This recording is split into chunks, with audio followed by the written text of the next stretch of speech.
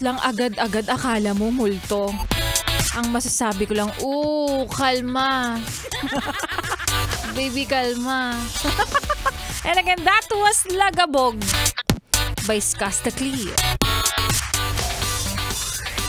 Hoy, aking fresh na si Laika Barisa pa rin, yes, pre, ng iyong kapiling karating katuwang kasama kachismisan minsan kalaban sa kainan. At kaututang dila rin hanggang sa mga oras muna ito at nakatutok ka pa rin patuloy dito pa rin sa iyong paboritong istasyon na kabonding ang 101.1 Yes! FM! Gusto mo yung energy yun? At kanina nga, yes, pa rin ay napakinggan po natin ang kwento ng ating Laika Barista Moments na pinamagatang tataya o magpapalaya para sa mga taong sumugal at tumaya ng pagmamahal. Pero yung taong gusto mo, hindi ka pala planong sugalan. Nakakainis yung mga ganitong klaseng tao. Alam mo kung bakit? Tatawagan ka ng random para mangulit. Mangungumusta. Kukulitin ka kung may lakad ka ba mamaya, pupuntahan ka sa bahay nyo para magyaya. O tapos, hindi mo ako gustong syotain. Landian lang pala ang gustong mangyari.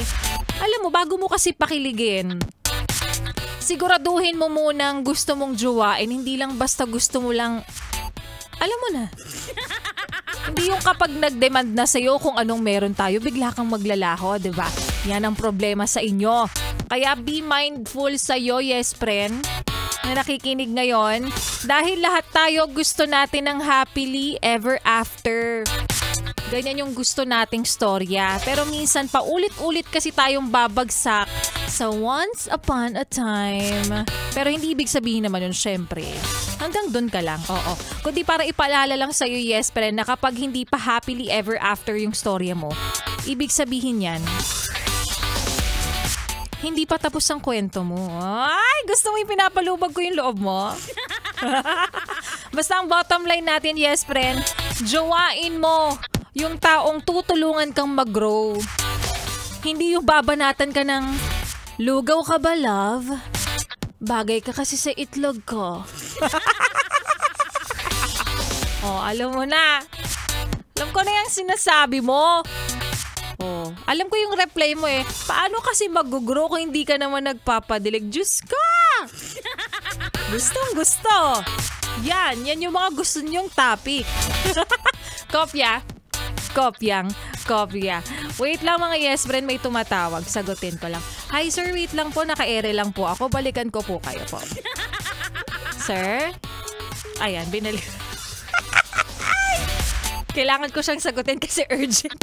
Sabi, gulat siya eh. Batiin mo natin yung mga yes men natin nasa biyahe ngayon. Mga naiipit ngayon sa napakatinding traffic o anong napala mo? Ayaw mo kasing kumalma muna sa opisina. Gusto mo kagad nakikipagsabayan ka sa mga di ba? Mga biyahe na. O, di yun napala mo. Traffic, di ba? Yung dapat yung oras ng uwi mo lang 30 minutes to 40 minutes. Ngayon, 1.5. Sa mahal-mahal pa ng bill mo sa taxi. Oh, yung mo kasing kumalma. Batiin natin yung mga nag-PM sa aking Facebook fanpage at sa Facebook fanpage ng Yes FM Manila. Sa mga nakaka-relate, sa mga naiipit sa traffic, sa mga kinakabahan na tumiinit na ang puwetan kasi hindi nila alam kung tama ba na ngayon na ako umuwi. Kasi ang expected mo na magiging metro mo sa taxi 300 lang. Tapos ngayon parang 288 tas may 2 kilometers away pang natitira. Friend, 400 na talaga yan. Ayan, number 1 sa listahan. Siyempre, nagpapa-shut up. Nako, shut up ka na, Alfred Marcelino. Umuwi ka na. Kanina ka pa bumabiyahe at talaga nga namang nakikinig palagi mula umaga hanggang gabi habang namamasada. Solid listener po ng Yes FM since 2017. Pedicab driver from Palasan, Valenzuela City. Batiin na rin natin ang shut up na rin natin. Shut up ka na, hoy! Sa'yo, Ekra Ad, ang hilig magbaliktad ng pangalan. Ano ka? Ambulansya? Hello po sa napakagandang DJ. Pa-shoutout naman. Ayan. Hello sa'yo. From Pinagbuhatan, Pasig City. Happy listening po sa inyo. Ayan. And kay Alia Mariano Marohom, isa pa to. Kala mo ambulansya yung pangalan. Binaliktad. Sabi niya, yes friend, pa-shut up naman. Shut up ka na, Alia. Ingat sa biyahe at sa lahat ng yes friend natin na pupunta sa gimikan. Ang gusto ko lang sabihin, di kayo na. Kaya naman ituloy pa natin ang mga kantahan natin ngayong hapon na paggabi na rin. Oo, ng Friday. Pero hindi po matatapos ang entertainment. Syempre na ibibigay namin sa inyo. Dahil susunod na ang programa ni Ganda Wanda. 6 to 9 p.m. Gusto mo ba ng ka-6 to 9? Ganda Wanda na ang bahala sa'yo, baby. Kaya naman pakinggan pa sa biyahe mga kantahan natin habang bumper to bumper at bottleneck to bottleneck talagang eksena mo ngayon. Lalo sa mga nandyan sa may bandang EDSA Kamuning, ay! Taksya po na ita!